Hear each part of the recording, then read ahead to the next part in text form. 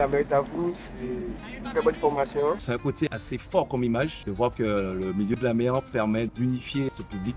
Les gamins qui sont pas forcément dans le milieu social arrivent à se reconnecter. C'est quelque chose de très positif, mais qu'on pourrait aussi élargir pour d'autres publics.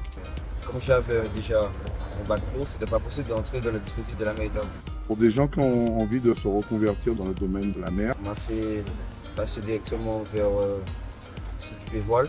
On m'a fait une proposition d'embauche. on a la chance au marin d'avoir comme bassin avec un espace technique qui est le plus grand de la Caraïbe. C'est pour ça qu'il y a beaucoup de bateaux qui passent par le marin pour pouvoir effectuer des réparations, éventuellement de l'entretien. Le mot d'ordre du politique, c'est la mer pour tous. Je suis contente parce que je touche à tout. Moi, j'aime pas l'école. Je déteste l'école. Il y a 2 mois, je ne savais pas faire l'école. Non, j'ai besoin de recouvrement. Moi, c'est le bac. J'allais travailler, j'ai envie de travailler. J'étais pressé de rentrer dans la vie active. Contrairement à ce qu'on pourrait penser, les gens des îles ne sont pas forcément toujours tournés vers la mer. Je suis cette formation, jusqu'à présent c'est top. Je suis la trésorière du club, la secrétaire bénévole. J'ai pu aider aussi dans l'administratif Mario ou bien Albert.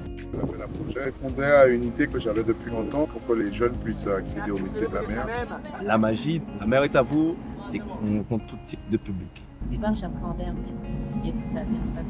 On m'a parlé de cette formation. Je suis venu parce que c'est toujours intéressant. Il fallait faire une espèce d'école de préparation qui leur permettrait d'acquérir les compétences et les prérequis qu'il faut, les aptitudes également pour accéder justement à ces métiers ou à ces formations. À chaque opportunité, je l'ai fait, je suis au bateau moteur, vu qu'ils vont passer le permis bateau. J'ai aussi les retours des moniteurs en fonction des journées passées. Je suis moniteur de voile. Je leur donne certains cours dans la semaine. J'apprends à naviguer sur des multiplicateurs. Il y a quand même beaucoup de métiers qui tournent autour du nautisme, c'est comme la soudure, les ébénistes, les peintres, les voiliers. Il y avait le métier que je fais. Très demandé. Ça fait 3 ans que je fais de la soudure au lycée professionnel, c'est dans le bâtiment. J'ai vu qu'il y avait ça sous gâteau. Donc j'ai dit, j'ai vu la mer, les bateaux, on va faire les deux. Et puis il y a tout ce qui est les métiers de skipper, d'hôtesse. Il y a les agents de quai également, puisqu'il y a des projets de développement d'organisation de la baie. Et puis il y a des métiers de plongeur, de soudeur sous-marin, la marine marchande, on a le port qui doit dans quelques années s'agrandir parce qu'on doit recevoir des porte-conteneurs qui vont doubler leur capacité. Il va y avoir des emplois, justement, ils commencent à les gens en parler. Et puis il y a aussi la marine nationale qui recrute. C'est pas tout le monde qui veut faire de la navigation. Il faut s'adapter au projet de chacun. On mettre sur un rail les jeunes qui sont un peu plus en difficulté, qui ont un petit peu quitté le système scolaire. J'ai fait un stage chantier. Il va être réparation. Parce que j'ai du bateau. Après ça, je vais peut-être faire un autre stage. Il y a quelque chose voir comment ça se passe dans la navigation. J'espère que je vais faire une bonne impression. Là où je travaille, ils sont venus bien habillés, se présenter. Je pense que c'est aussi un moyen pour nous de leur permettre justement de retrouver les aptitudes qu'il faut pour pouvoir prétendre avoir un emploi. On va rester là tous les jours à les faire.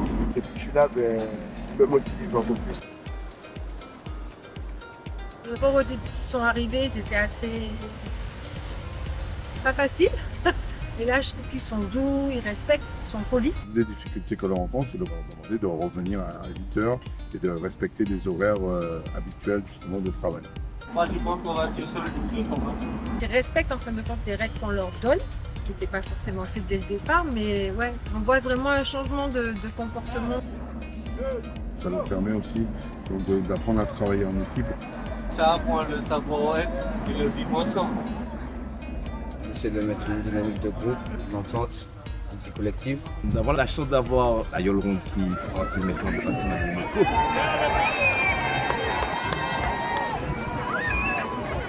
C'est un instrument qui permet de pouvoir unifier les hommes sur la même embarcation, accepter les différences qu'il y a entre eux.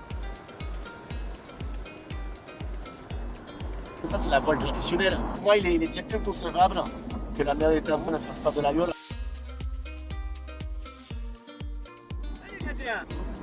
Allez, tout le monde compte sur toi, là, Nadia.